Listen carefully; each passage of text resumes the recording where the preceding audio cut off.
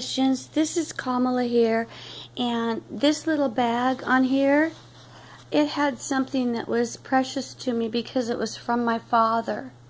And I don't have a lot of things from my 93-year-old dad that, well, I do, but these were very special. They represented something. And this morning I discovered that all of them were stolen except for one. And it was from the Gangstalkers. Nobody in my house did it. The Gangstalkers stole them. And they know they did it. And they're from an evil tree. And they can't bear any good fruit.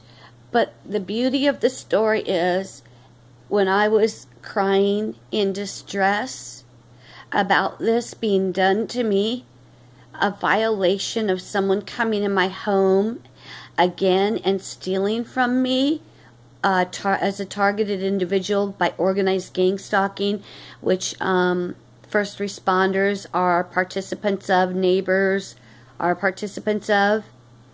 My pastor called me, and that was so special because the first thing I could say to him was that I know that my riches are stored in heaven. And he said, absolutely. And what was so beautiful about it is that personally, he's only called me a couple of times.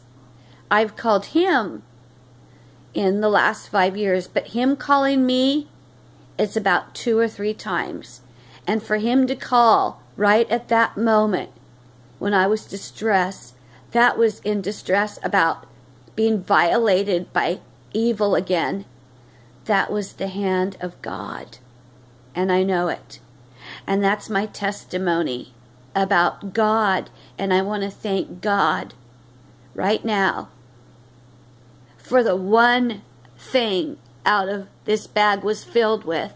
They left one.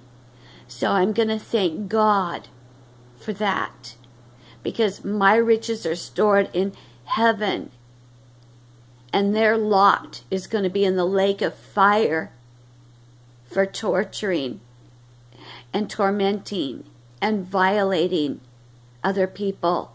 They're doing Satan's work. Just as a good tree bears good fruit, a bad tree cannot bear good fruit. Organized gang stalkers are a bad tree. The peace of God to you all.